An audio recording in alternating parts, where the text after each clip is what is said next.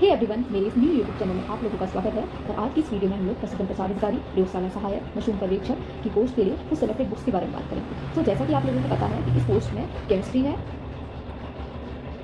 And bio है syllabus में, ठीक है। तो हम लोग कौन कौन सी बुक्स इसमें फॉलो कर सकते हैं। तो केमिस्ट्री के लिए आप लोग क्लास 11-12 की एनसीईआरटी तो कर ही सकते हैं। 11 एंड 12 की एनसीईआरटी।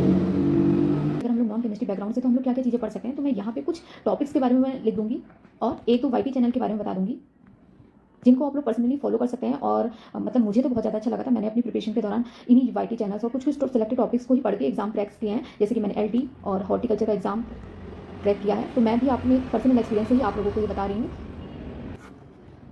तो केमिस्ट्री में आप लोग यूट्यूब चैनल की बात करूँ मैं तो एक मुनिल सर हैं। आप मुनिल सर करके कोई भी चैप्टर का नाम डालेंगे केमिस्ट्री का, तो उन्होंने 1 शॉट वीडियो बना रखी है। बहुत ही इजी वे में समझा रखा है। जितना आप लोगों को एग्जाम क्वालिफाई करने के लिए चाहिए होता है उतना ही समझा रखा है, ज़्यादा डिटेल्स में नहीं, ठीक है। अल्फा बीटा गामा ये सब चीज़ें नहीं बता रखी हैं, लेकिन बहुत ही सिंपल वे में केमिस्ट्री को कवर कर रखा है। तो आप लोग ये कर सकते हैं। सो अगर मैं चैप्टर्स की बात करूँ तो जैसे कि आप लोगों का केमिस्ट्री में जैसे कि 17-18 यूनिट है। जैसे कि फर्स्ट यूनिट आप लोगों की जैसे एटॉमिक वाली यूनिट हो जाएगी, ठीक है। सेकंड यूनिट आप लोगों की एटॉमिक मॉडल वाली हो जाएगी। सेकंड यूनिट हो जाएगी मॉडर्न पीरियड लॉ वाली, ठीक है। तो आप लोगों को समझ आ गया होगा कि मैं क्या कहना चाह रही हूँ। पढ़ने फर्स्ट यूनिट में आता है एटॉमिक वाला चैप्टर, ठीक है। बहुत ही इजी वे में ये चैप्टर है। Atomic chapter by Munil sir डालेंगे तो 1-1.5 घंटे की उनकी वीडियो और उन्होंने पूरा कवर कर रखा है। फिर आप लोग इसका प्रीवियस ईयर का पेपर भी आप लोग देख सकते हैं। तो इससे 2-3 क्वेश्चन आप लोगों के आ रखे हैं, जैसे नेमिंग वाले या आइसोटोप्स या आइसोपार्स वाले, ठीक है। तो ये चैप्टर आप लोग कर लीजिएगा। और इसके अलावा सेकंड यूनिट का जो चैप्टर है बोहर एटॉमिक मॉडल, ठीक है। ये चैप्टर आप लोग कर लीजिए। इससे भी आपके 2-3 क्वेश्चन आए ही आए हैं, ठीक है। इससे भी 2-3 क्वेश्चन आए, इससे और ज़्यादा ही आए हैं क्वेश्चन। जैसे कि इसमें इलेक्ट्रॉनिक कन्फर्मेशन वाला और क्वांटम नंबर्स, ठीक है। और ये कि डी ब्रोगली इक्वेशन क्या है, बहुत ही सिंपल वे में, ज़्यादा इक्वेशन जस्ट याद कर लेनी है। और इलेक्ट्रॉनिक कन्फर्मेशन उसको जरूर देख लेना है। और इसको बेस्ट एनालिसिस करने के लिए आप लोग क्या कर सकते हैं, पीवाईक्यू को चेक कर सकते हैं, ठीक है, कि बोहर एटॉमिक मॉडल से आपका क्या क्वेश्चन आया था, ठीक है। तो सेकंड यूनिट का ये चैप्टर कर लीजिए। इसके अलावा आप लोगों जैसे कि यूनिट है आपकी ये बायोमॉलिक्यूल्स वाली, तो अगर आप लोग बायो बैकग्राउंड के तो बायोमॉलिक्यूल्स चैप्टर को ईजिली कर लेंगे, ठीक है। तो ये यूनिट कर लीजिएगा। इसके अलावा 10th में है कुछ फेमस नेम रिएक्शन, इसको जरूर कर लीजिए। इसको याद करने में शुरू में तकलीफ होगी, लेकिन एक बार आपने याद कर लिया ना तो इससे भी 2-3 क्वेश्चन आ ही जाते हैं। जैसे कि पिछली बार ये आपका आया था कार्बिल अमाइन रिएक्शन के बारे में, ठीक है।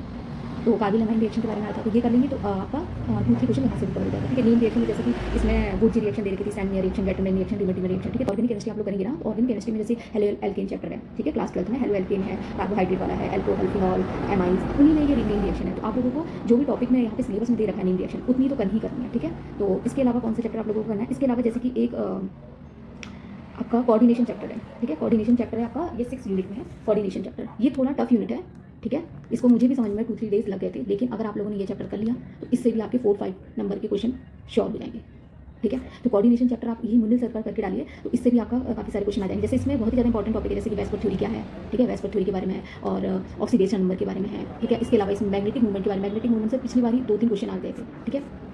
तो ये चैप्टर कोशिश कीजिए, इंपॉर्टेंट है, थोड़ा टफ है क्योंकि मैं भी नॉन केमिस्ट्री बैकग्राउंड की, तो मुझे टफ लगा था। तो हो सकता है आप लोगों को ईजी लगे, लेकिन ये चैप्टर भी कोशिश कीजिएगा करने की। इस इक्विलिब्रियम, इसमें ये भी चैप्टर थोड़ा सा आप लोगों को टफ लगेगा, लेकिन इसमें इंपॉर्टेंट टॉपिक जो है वो है आपका एसिड बेस वाला, ठीक है। एसिडिक एंड बेसिक नेचर वाला, ठीक है।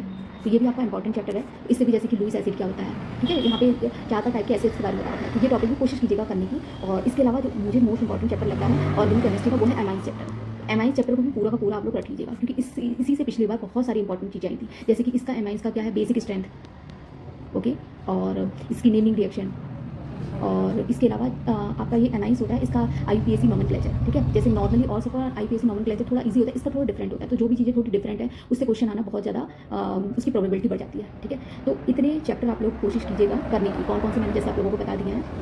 आपका ये एटॉमिक चैप्टर हो गया, बोहर एटॉमिक मॉडल वाला चैप्टर हो गया, ठीक है। ये दोनों चैप्टर इंपॉर्टेंट है, कोऑर्डिनेशन चैप्टर भी बहुत इंपॉर्टेंट है। इसके अलावा एमाइंस चैप्टर इंपॉर्टेंट है, ठीक है। बाकी आप ये चैप्टर्स भी देख सकते हैं। इसके अलावा अगर जितना ज़्यादा से ज़्यादा कवर करेंगे उतना ज़्यादा से ज़्यादा अच्छा है। इसके अलावा आप लोग क्लास 11, 10, 12 की अगर केमिस्ट्री पूरी कर सकते हैं तो उतना कर लीजिए, ठीक है। और आज की वीडियो में बस इतना ही। अगर आप लोगों को बायो से रिलेटेड भी क्वेरी होगी तो मुझे कमेंट कीजिएगा, मैं उसके बारे में भी वीडियो बनाने की कोशिश करूँगी। Thank you so much.